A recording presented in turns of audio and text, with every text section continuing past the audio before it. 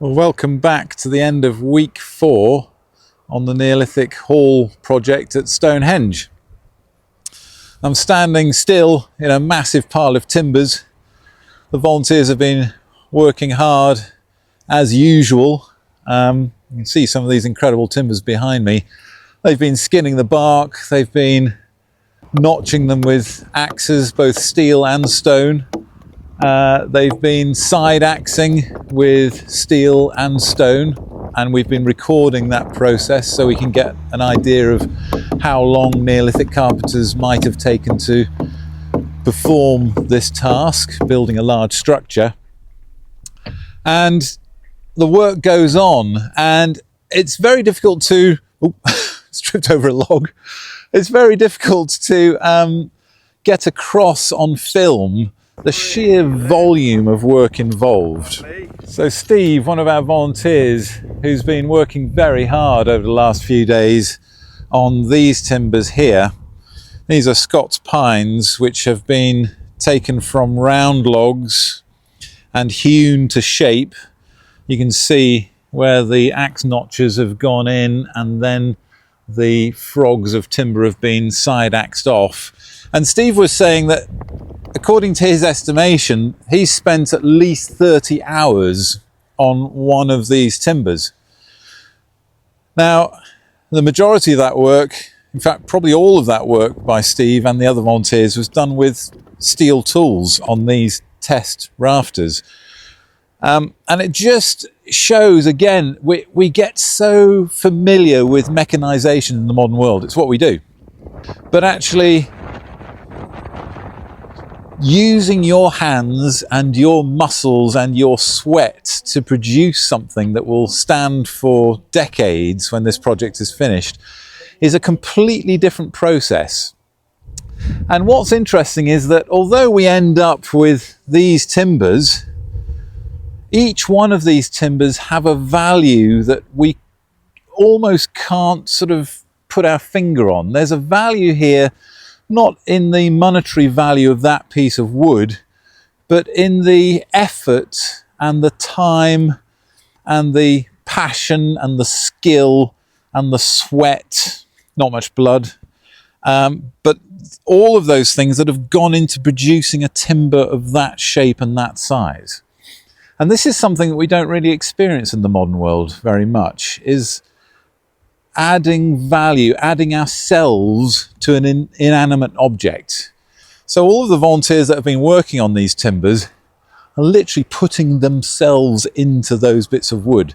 So we know what we're doing here. We're using these timbers to eventually build this incredible timber frame structure, our Durrington 68 Neolithic Hall.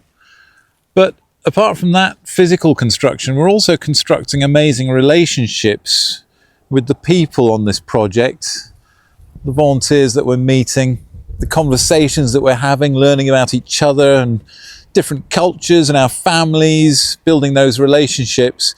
And just as importantly, we are building a relationship with this, with the environment, with the weather. And I think this week has been a real example of really being out in this stuff and experiencing everything from sunshine to high winds to rain to glorious views and rainbows. And this is one of the unexpected components of this project. And every time a rainbow has happened this week, everyone, without exception, have stopped what they're doing and stood and looked at the sky and at the rainbow. And all of us at some point have commented that, you know, this sky hasn't changed since the Neolithic. Those people building these structures all those years ago had this same experience of being out in the landscape and really experiencing all aspects of the weather and appreciating it for what it is. And although we've been rained on and blown by strong winds, I think all of us are starting to get a real affection this might be a bit strong because we've got wet this week and we've been blown by gales. But there's something special again about being outdoors in all weathers and doing something with your hands. I know for a fact that many of my volunteers will be sitting at home going, this guy's mad. I hated it. I was soaking wet. But it's interesting. For me, it's an interesting process of not just using our hands and our physicality to produce something amazing, but actually doing it within the natural environment. So keep tuned. We're going to carry on with this work, and every week, hopefully, I'll try and bring you a different aspect, and we will see how soon we can start putting some of these timbers in the ground. Hopefully stuff will start moving like that next week.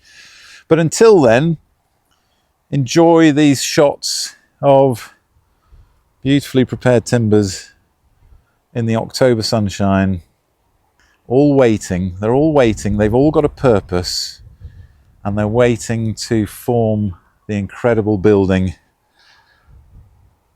at Stonehenge. See you soon. Bye-bye.